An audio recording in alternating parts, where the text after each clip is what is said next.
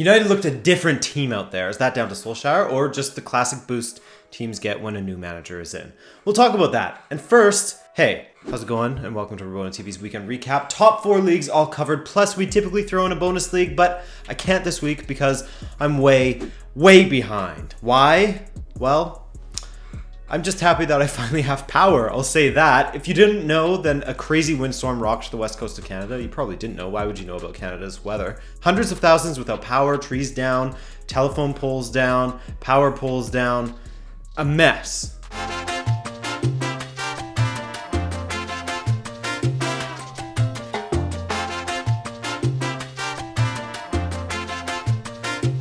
We lost our power on Thursday morning and got it back in the early hours of Saturday morning, and we just got our internet back today. So thankfully I could get caught up on everything all day on Sunday and throw this together for you. It took me a while. Also a thank you to OneFootball who kept me up to date despite not having any power or internet. All I needed was my phone. And for sponsoring the weekend recap. OneFootball can keep you up to date with the latest videos, goals, highlights, custom tailored news feeds, breaking news, and much more from the world of football. Click the link in the description below for a free download on iOS or Android. Okay guys, we'll start in England this time with Liverpool taking on a resurgent Wolves side that had won their last 3 in a row. However, it took Liverpool just 17 minutes to go 1-0 ahead thanks to a great move by Fabinho. How good has he looked for Liverpool lately? As he set up Salah, whose deft little poke of the ball made it past Rui Patricio. Salah, man. As good a one-season wonder as Harry Kane, eh? All those people saying that he could only do it once. Anyways, then it was Salah at it once again, this time playing a tasty ball to the edge of the 6-yard box that Virgil van Dijk guided past Patricio to make it 2-0. And that was that. Van Dijk was dominant on the day, by the way, as he had one of the more complete defensive performances I've seen from a centre-back in ages. Adama Traore, for all of his pace and muscle, didn't stand a chance against him. Solid win for Liverpool, meaning they would be top of the table on Christmas Day. Next up, it was City's turn to try to close the gap a little bit as they hosted a tricky Crystal Palace side that hadn't been in the best run of form lately, but showed signs of life in their last match against Leicester, which they won. Well, they showed even more signs of life against City as they not only gave them a good match, but they stole a win.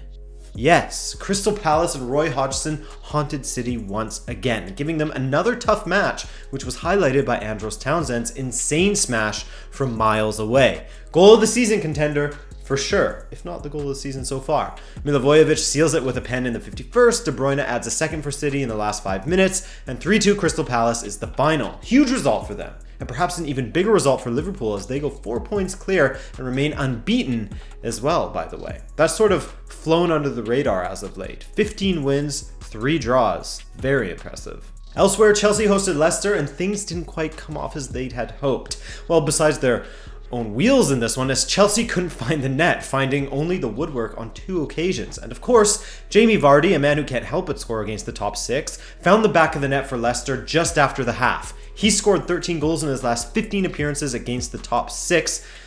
One of the best strikers against top 6 opposition. It's gotta be.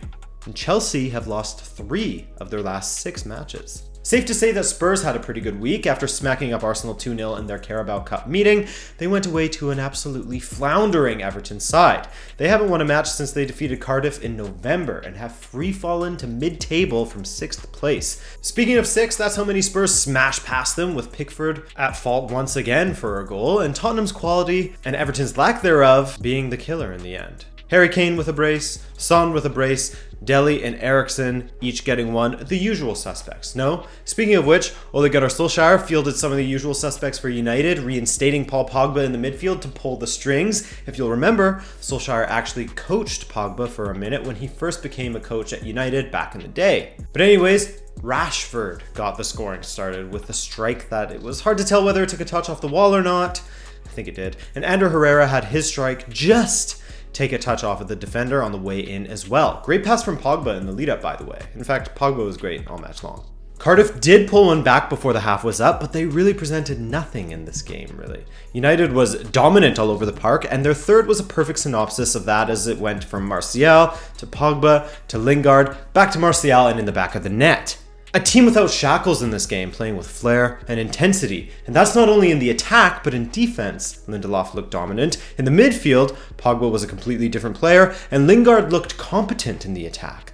5-1, and that was the first time United had scored 5 in a Premier League match since Sir Alex Ferguson was in charge. But United fans will have to temper their expectations a little bit, in my opinion. I'm not saying don't be positive and optimistic. I'm not saying don't get excited about the movement going forward.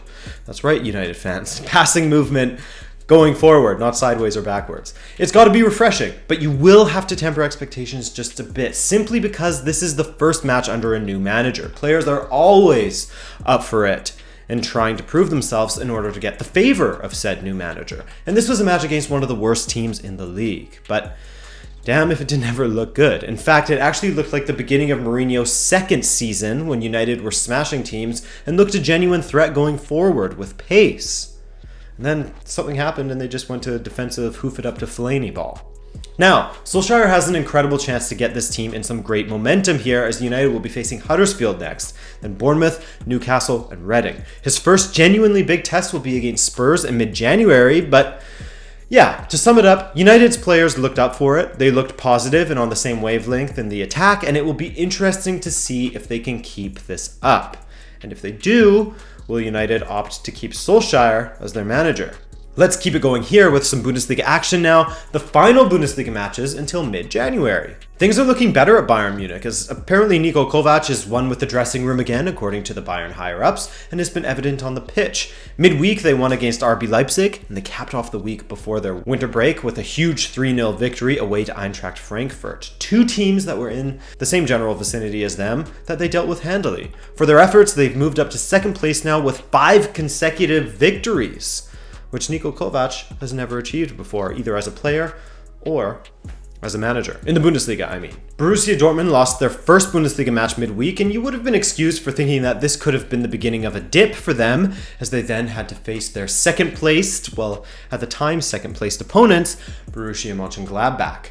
And you would have been excused even further if you thought that Paco Alcácer being forced off in the first half was a bad omen, or the fact that Julian Weigl would appear in the Dortmund starting 11 as a center-back. But in the end, Dortmund proved that they have a few different ways in which they can beat you, and after the first finished 1-1, Dortmund found the winner thanks to Marco Reus yet again. That takes Reus's tally up to 11 after 17 Bundesliga appearances, while Mario Götze, who came on for Alcácer in the 34th minute, finished the match with 2 assists, ending a 2-month dry spell in which he hadn't been involved in a single goal. So, the 2-1 victory means that Dortmund go into the winter break in first with a 6-point lead over Bayern. In Italia, their winter break doesn't start until the beginning of January, so we were treated to some decent matches this weekend, including Juventus versus Roma, in which, well, Ronaldo didn't score.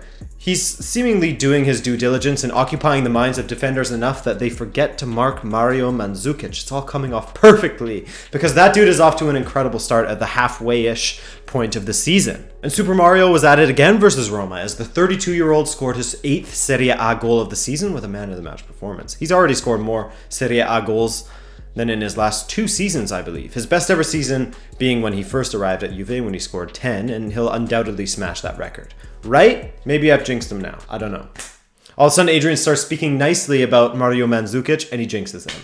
However, I do somewhat agree with what Allegri has said, in that their results have been a bit better than their performances lately, but that's just a hallmark of a good team, right? They certainly have the quality to start playing better, that's for sure. I know he's scared of complacency, and it's a legit thing to be scared of, but I can't see Juventus really falling off. Elsewhere, AC Milan kept their terrible form going with a 1-0 loss to Fiorentina, meaning they've won 1 match in their last 6 Serie A outings. Old Adrian said he wasn't convinced by Gattuso way back, and it seems as if the chickens have come home to roost, or whatever that saying is. You know what I mean? Despite that, Milan find themselves in 5th place still, which is better than they were at this point in previous seasons, I guess, but all that investment and they are still 22 points behind first. They were never aiming to win the league well, I mean, you're always aiming to win the league, but realistically in their heads, I'm sure they weren't aiming to win the league this season, but still, 22 points back. Rough.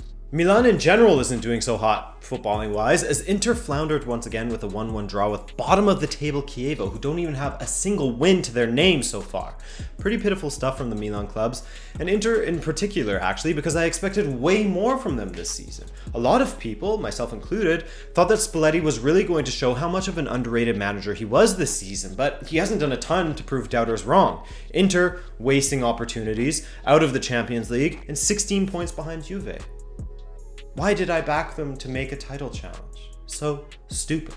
Napoli, however, have kept their form up. Thankfully, someone has, because someone has to mount at least a tiny bit of a challenge on Juve, as Napoli this weekend took on Spal and came away with a 1-0 win. They remain 8 points behind Juve and actually face Inter up next on Boxing Day. All right, now to Spain, which is where we'll finish things off today, because I've got to go to a going away / Christmas party and the power outage really put me behind. There was only so much football I could watch. All right, well, first off, consider this your bonus league, I guess, as Real Madrid were victorious in the Club World Cup.